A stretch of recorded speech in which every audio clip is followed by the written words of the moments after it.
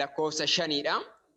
Ingiliffa isa kanayyuu Ingiliffa kan warra Pirotestaantonni hiikan irratti yoo dhaqxanii ilaaltaniitu ta'e baay'ee kan jeeqame, baay'ee dhugaarraa kan fagaate, sagalee Waaqayyoo kan jallise afaan Oromoo isaas jechuudha. Kanaaf akka mana kiristaanaa keenyaatti nuti kan mataa keenyaa qabaachuudha qabaanna. Kitaaba qulqulluu kan mataa keenyaa ortodoksummaa fi bu'uura ortodoksummaa kan eege jennee kan nuti dubbannu isa kanaaf waan ta'eef Iyesuus Kiristoos Waaqayyoodha. Amma yoo dhuftanii laatan kun Amaariffaa, warri Amaariffaa dubbistan hundumti keessaniyyuu kitaabni isaa asirra Roomee jedhamiti hin mul'ata miti beezi. Yaa hin mul'ata barsiisa. Wada Roomee Sawoch jedha boqonnaa 8-9. Nuti garuu dhufnee boqonnaa meeqaffaa ilaallaa? Boqonnaa 9dha. Lakkoofsa 5 irra isa jiru isin dubbisa. Lakkoofsa meeqan jedhee? Lakkoofsa 5 irra isa jirudha jechuudha. Lakkoofsi 5 giizii warri beektan kunooti. Innerሱም አባቶቻችሁ ናቸው ከእነርሱም ክርስቶስ በሥጋ ተወለደ እርሱም ከሁሉም በላይ የሆነ ለዘላለም ብሩክ አምላክ ነው ጀደ ለዘላለም ብሩክ አምላክ ነው ኢኒ በረበራፍ ዋቀዮ ኤቢፈማዳ ጀደ ዋቀዮ ኤቢፈማዳ እሱ ለዘላለም ብሩክ አምላክ ነው ዮከኒን ሞ አሜን ጀደ ጭፈ ቦቆንቹ መመታይሳ እሱ ለዘላለም ብሩክ አምላክ ነው ኢኒ በረበራፍ ዋቀዮ eebbifamaadha jedheeti kan inni cufu jechuudha. Kanaaf iddoo kanatti namni tokko Iyesuus Kiristoos ergamaadha gaafa jedhu inni ammaxaatus kayeetiin da'oonee alaaqim. Ergamoonni hundi keessan akka beektan wangeela Maatiyos boqonnaa 4 irratti gaafa dubbistanii maal jedha? Iyesuus Kiristoos gadaama Qorontos keessatti qoramaa ture. Yeroo qoramaa turetti seexanni dhufee yeroo isa qoree qorumsa isaa sana gosoota hundumaa gaafatee yeroo fixetti gooftaan deemasi seexana jedhee ifatee of biraa deemsisee. Erganni of biraa deemsiseetiin boodatti ergamoonni dhufanii isa tajaajilanii jedha. Malaayikti maxxurna agalaggaluuti ilaala. Ergamoonni iyyuu kan isa tajaajilanidha. Kanaafis immoo Iyesuus Kiristoos ergamaa akka hin taaneef Ibroota boqonnaa 1 Ebroota yookaan ergaa qulqulluun Phaawulos warra Ebrootaatiif barreesse boqonnaa 1 lakkoofsa 13-14 yoo dubbisne gaadha. Isa kanas siniif dubbisuudhaan danda'a. Isa kanas maaliif siniin jedhee Ebroota boqonnaa 1 lakkoofsa 13 kaasnee aga 14tti gaafa dubbisnu Iyesuus Kiristoos akka ergamaa hin taane. Ergamaan eenyu akka ta'e, ergamaan aangoo maalii akka qabuu fi Kiristoos immoo hoogganaa hundumaa, olaanaa hundumaa miila isaatii gaditti bulfatee kan jiraatu ta'uu isaa kan agarsiisu isa kana ni ilaalla. Mee kitaaba qulqulluu irraa dubbisnee adeemnu isa kana irratti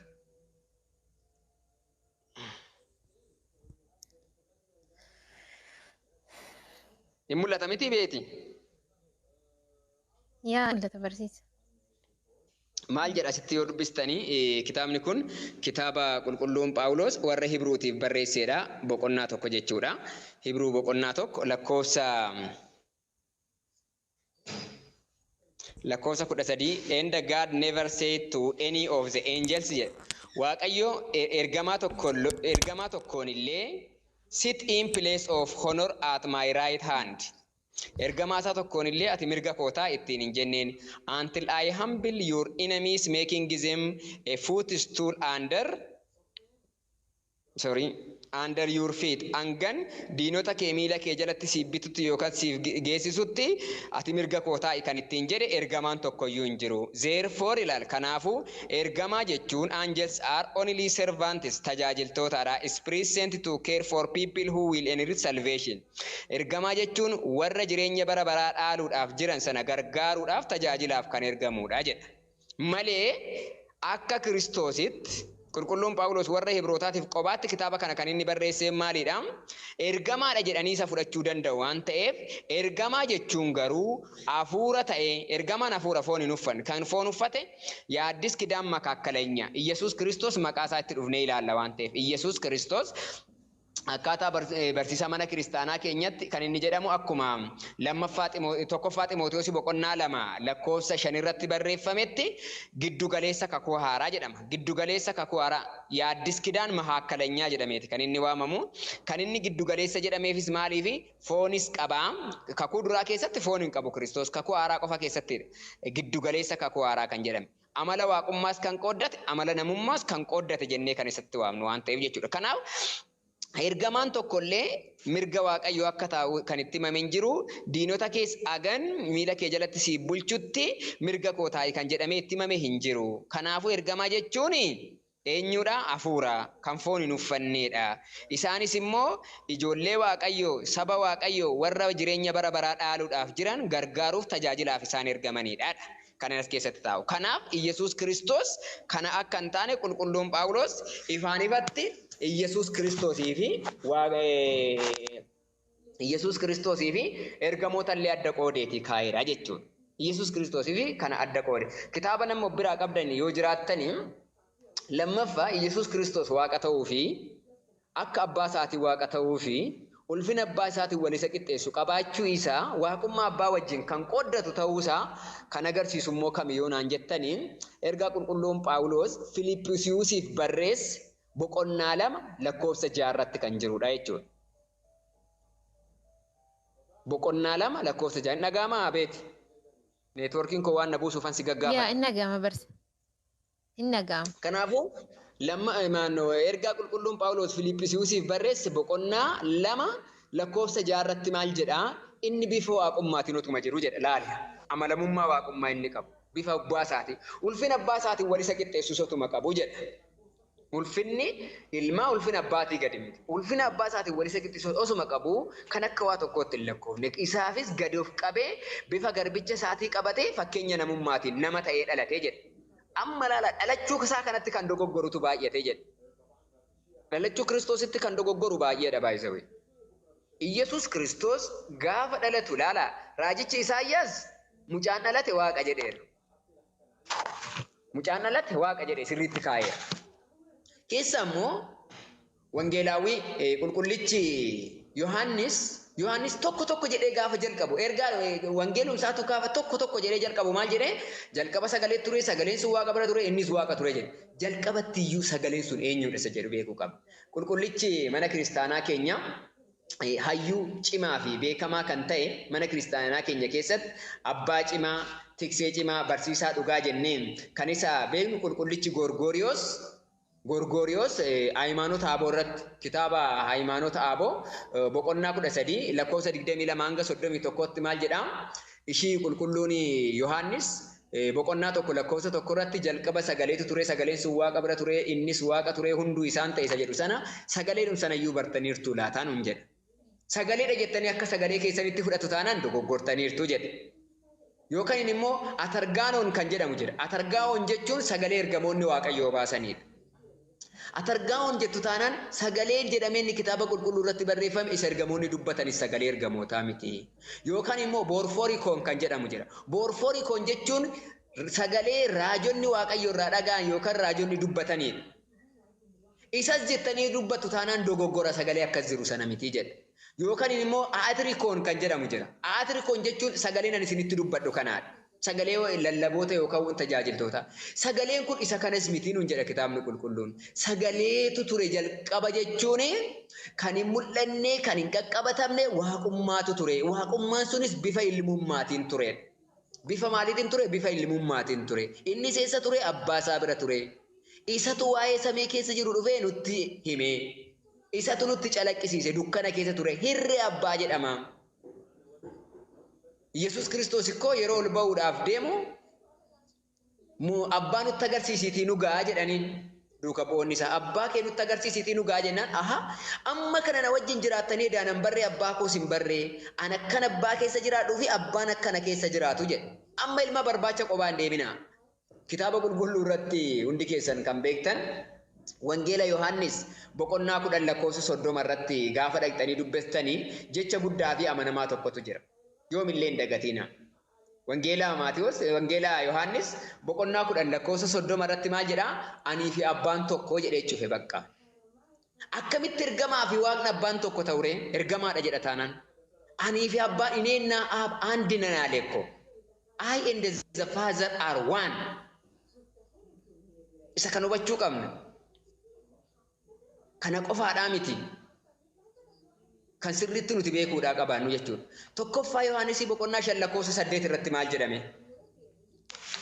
Tokkoffaa Yohaannis irratti yoo dhaqnee dubbisnu qulqullichi Yohaannis ምስክሮቹ ሶስት ናቸው ጀደ dhuga baatota meeqatu jira jedha sadiitu jira kana qabadha dhuga baatota sadiitu jira isaanis bishaanichi dhiigichaa fi hafuurichaa jedhe ka sadanuu tokkotti wali sirii agree in one jedha sadanuu iddoo tokkotti walii galu jedhe saduu iddoo tokkotti walii galu jechuun maalidha waaqummaadhaan abbaan ilmiif hafuurri qulqulluun tokko dhuga baatonni kan jedhaman kan dhugaa bahaman sadii kanatu jiru namni tokko amanuudhaaf na'aamin ba'aaf na'aamin ba'olli na'aamin ba'amanfas qidduus jedhee ragaa ba'uu qaba dhugaa kana ba'uu qaba abbaatti amanee ilmatti amanee hafuura qulqulluutti amanee jedhu Iyyasuus Kiristoos qofa fudhadhee yoo jedhe inni jireenya bara baraa hin qabu ilma baree kan abbaa dhiisu hin jiru waan ta'eef hafuura qulqulluu fudhatee kan ilmaaf abbaa dhiisu hin jiru waan ta'eef dhuga baatota sadantu jiru isaanis tokkotti walii galu waaqummaa tokko kan qooddatan namni iddoo sadiitti kan isaan qooduu hin dandeenye isa kana sadii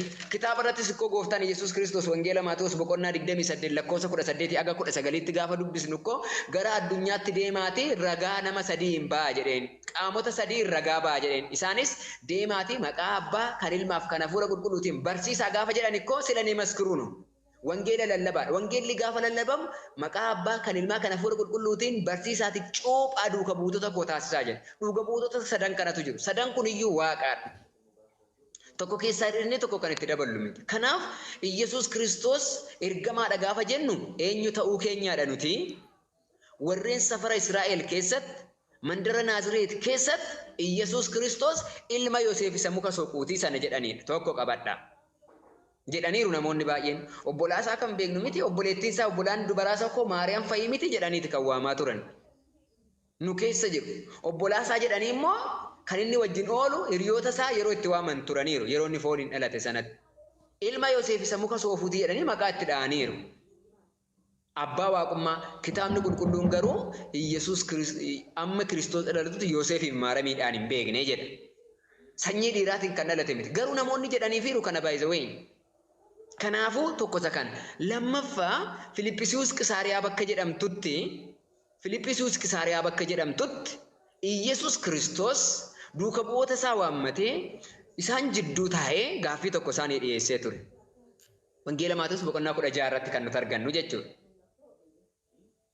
gaafa dhaqxanii ilaaltan maal jedhaa namoonni anaan eenyu naan jedhu jedhe eenyummaa isaa kana gaafate gooftaan namoonni humti anumaan iyyuu eenyu naan jedhu amma gaaffii kana miti kan amma nama amantii jijjiirsisaa jiru Iyyasuus Kiristoos eenyudha beeknee irraa laata beeksisuu dhabuu keenyatti ni gaddina ta'us garuu haadha ofii mana kiristaanaa gaafatanii turan Yohaannis maal jedhee gala wangeela isaa boqonnaa 1 lakkoofsa 1 irratti sagalichi jalqaba waan hundumaa dura ture jedha sagalee jedhee jalqabe maaliif jennaan jalqaba kan inni ture sagaleedha waan ta'eedhaatiif foon uffachuu isaa Iyyasuus Kiristoos jennee kan nuti waamne erganne foon uffateen booddeedha kan nuti banne karaa dubaroo Maariyaamiitiinidha jechaadha kan nuti Kiristoosiin maqaa isaa fooniin kan nuti barreecha isaan dura maal ture sagaleedha sagalee sanaan immoo eessa ture samiirra kan inni ture jechaadha jalqaba waan hundumaa dura ture eegan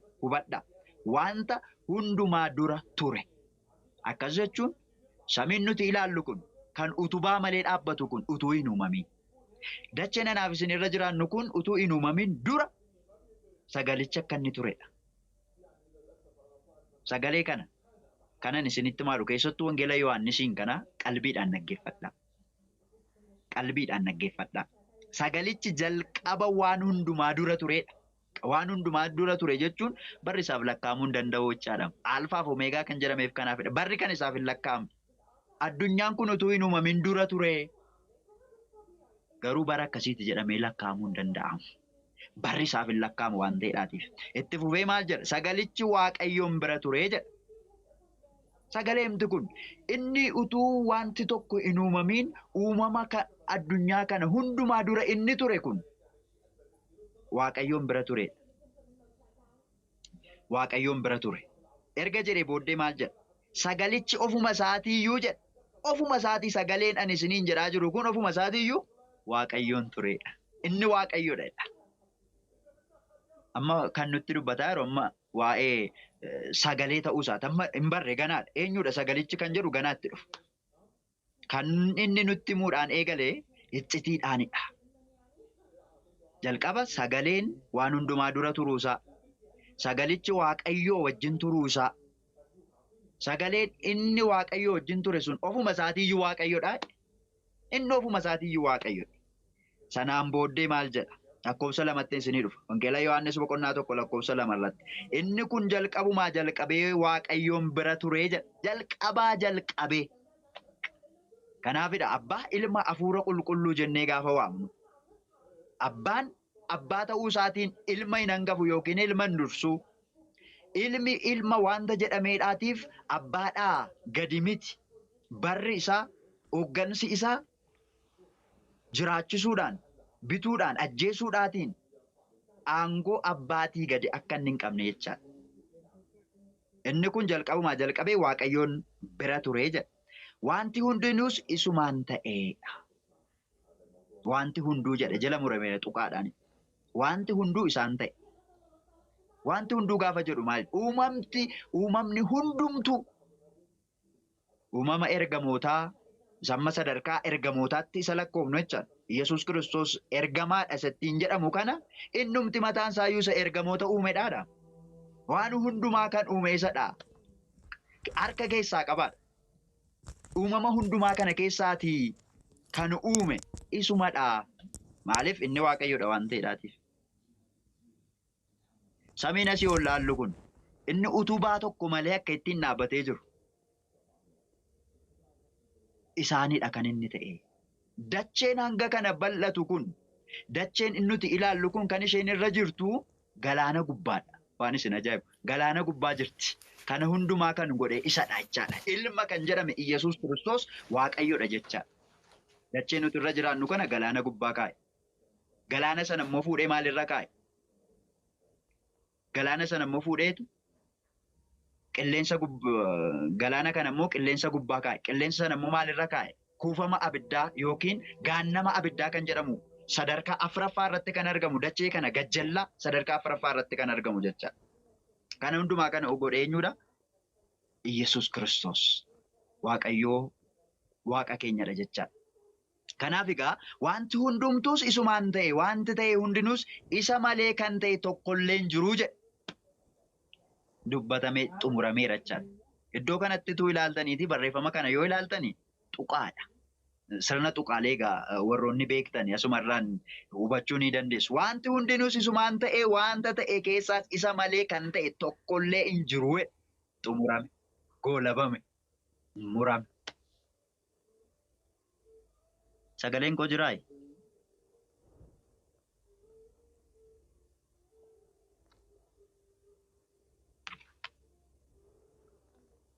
Eeyyoo barsiisaanii dhaga'ama itti fufi. Kanaafiyyuu wanti hundumtuu kan inni ta'e isaanidha. Isa malee kan ta'e tokkittiin illee hin jiru gaafa jedhu. Kanarratti namni yaada qabu, namni yaaduu danda'u kamiyyuu tilmaamuu danda'a jechaadha. Hubachuu danda'a jechaadha. Isa malee kan ta'e hin jiru jechuun agartaniittu ergamaadha utuu ta'eeti. Amma agartanii ergamaadha utuu ta'eeti amma namni kun eenyu akka inni ta'e gara gajjallaatti wajjiniin ilaalla abbaasaa. Inni isa malee homtuu hin taane jedhame kun ergamaa akka inni hin taane eenyu jalaayyuu hin dhokatu. Maaliif ergamoonni aangoon isaanii waaqaa gadittidha malee waaqaa olitti miti yookiin immoo sadarkaa waaqummaadhaa wajjiniin kan wal gitu miti waan ta'eedhaatiif. Ergamoonni warra uumamanidha maleessaa warra uuman miti. Jechi kun kan inni jedhaatti jiru garuu wangeelli Yohaannis boqonnaan tokko kun lakkoofsi 3 gubbaa irratti kan barraa'e wanti ta'e hundumtuu yookiin wanti uumame hundumtuu isa malee kan ta'e hin jiruudha. Isaan ta'e jedhee dubbata jechaadha. Kanaaf kun kan inni ibsu waaqummaa isaa nutti himaa jira. Inni Waaqayyoodha, inni uumaadha, inni bulchaadha, jiraachisaadha, ajjeesaadha, fayyisaadha. Inni bara baraan isa jiraatudha. Inni addunyaa kana isa uumedha. Addunyaa kanas immoo kan dabarsudha. Jedheeti kan inni nutti himaa jiru jechaadha. Nama qalbii qabu, nama hubatuudhaatiif. Wangeela Yohaannis boqonnaa 1 lakkoofsa 5 gadi bu'ee isinii dubbisa. Sagalichi dukkana keessatti in ibsaa, dukkanichi immoo isa bira ga'uu hin danda'uudha. Yesus Kiristoos ifa biyya lafaati waan ta'eedhaatiif. Yesus Kiristoos biyya lafaa kanarra gaafa deddeebi'aa ture ani ifa biyya lafaatii jedha. Addunyaa kanaaf ifa kennuu kan danda'u isadha waan ta'eedhaaf. An ifa biyya lafaati jedhee akkuma inni dubbate Yohaannis maal jedhe sagalichi dukkana keessatti in ibsaa. Dukkanichi immoo isa bira ga'uu hin danda'u. Gidduu kanatti gara xumuraattan isinii dhufa gaamma. Gara xumuraatti gaafan isinii dhufu Wangeela Yohaannis boqonnaa 1 lakkoofsa 14tti gadi buunee dubbisna. Sagalee kana gaafa goolabnu jechaadha. Wangeelli Yohaannis boqonnaan 1 lakkoofsa 14 gubbaa irratti sagaleen barraa'e akkas jedhee kan katabamee jirudha. Sagalichis nama foonii ta'ee nu gidduus buufatee jedha. Sagalee inni jedhame sun inni jalqaba addunyaan kun utuu hin uumamin dura inni ture sun. Inni Waaqayyoon bira ture sun. Inni ofuma isaatii immoo Waaqayyoon ture. Inni wanti hundumtuu isaan ta'e sun. Sagalichi nama foonii ta'ee nu gidduus buufatee ulfina isaa isa ayyaanaa fi dhugaadhaan guuteenis argine. Ulfinni isaas isa ilmi tokkichi abbaa isaa irraa argatu ture jedha. Kanaaf sagaleen sun jedha foon uffachuudhaatiin nama ta'ee nu gidduu deddeebi'ee jedha. Sagalichi inni jalqaba ture, inni abbaa bira ture, inni abbaa wajjin tokko ta'e sun, inni wanti hundumtuu isaan ta'e sun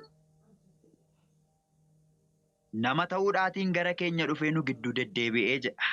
Samiirraatii gadi dhufuudhaatiin gadameessa dubaroo Maariyaamiin keessa magaalaa taasifachuudhaatiin waadaa Addaam nama jalqabaatiif gale sanaa gara addunyaa kanaatti gaafa dhufu. Kiristoos kan nuti hubachuun nurra jiraatu akkuma Wangeela Yohaannis boqonnaa 1 gubbaa irratti barraa'ee jiru Kiristoos Iyyasuus sagalee jedhee akkuma dubbate Kiristoos Iyyasuus gara dubroo Maariyaamitti gaafa dhufu jechaadha. Gara dubroo Maariyaamitti gaafa dhufu sagaleetu dhufe malee qaama miti jechaadha. Yookiin foon namaa uffatee miti. Foon uffachuudhaan otoo hin taane sagalee qofaatu gara gadameessa isheetii dhufe. Gadameessa ishee magaalaa godhatee akkuma nama tokkootti erga jiraatee booddee gaafa ba'u garuu foon isheerraa foon fudhachuudhaatiin dhiiga isheerraa dhiiga fudhachuudhaatiin nama ta'e nu gidduu deddeebi'e. Goonka nama ta'e jecha. Iyyasuus Kiristoos goonka waaqadha. Goonka namadhas. Wal makeera jechaadha. Wal makee gaafa jennu akka boqqolloodhaaf xaafiin walitti makamu gingishaadhaan adda ba'uu miti. Wal makee tawaahidoo gaafa jennu yookiin wal makee gaafa jennu Waaqayyo akkasuma foonni wal makee yookiin namni tokko ta'e gaafa jennu gargar ba'iinsa goonkaatiin jechaadha. Kam gargar ba'uu hin dandeenye. Saayinsiin addunyaa kanaatiin gargar baasuu kan hin dandeenye zayitiidhaatii fi gaazii yookiin naafxaa yoo walitti makame saayinsii teknoolojii addunyaatiin tarii gargar baasuun danda'ama. Akka kana miti jechaadha. Akka boqqolloodhaaf xaafiin gaafa walitti makamee jedhamu gingishanii gargar baasan miti jechaadha. Walitti makamni Waaqayyootiif nama walitti makama goonkaati. Gargar ba'uu kan hin dandeenye jecha akkasitti tokko ta'e. Kanaafidha ergamichi Gabri'eel Waaqayyo biraatii ergamee dhufee abbaan misiraachoo gara dubroo Maariyaamitti gaafa dhufu akkas kan inni ittiin jedhe Waaqayyo si wajjiniin jiraadhe. Waaqayyo si wajjiniin jira jechuun Wangeela Luqaas boqonnaa 1 lakkoofsa 28 gubbaa irratti Waaqayyo si wajjiniin jiraadhe. Kanaaf gammadii ittiin jedha. Maaliif Waaqayyo si wajjin jira? Si wajjin jira gaafa jedhamu akka Tolosaan badhaasaa bukkee, Caaltuun magartuu bukkee wal bira taa'an miti. Akkaataa kana miti. Abaluun bira jira. Abaluu wajjin taa'aatti jira. Wal bira jiru akka jennu miti. Si wajjin jira jechuun foon keerraa foon dhiiga keerraa dhiiga fudhachuun sitti makamee jira. Si wajjin tokko ta'ee jira. Ati isa keessa inni si keessa jira. Kanaan booddee gargar ba'uumsi hin jiru jechaadha. Gargar qoodiinsa akka hin jirredha. Kunis immoo ragaa tokko xumura irratti isinii kenna. Kanaaf gooftaan keenya Yesuus Kiristoos sagalichi waliin gaaffiif deebii dheeraa booddee akkamitti naaf ta'a? Kun akkamitti ta'uu danda'a? Jettee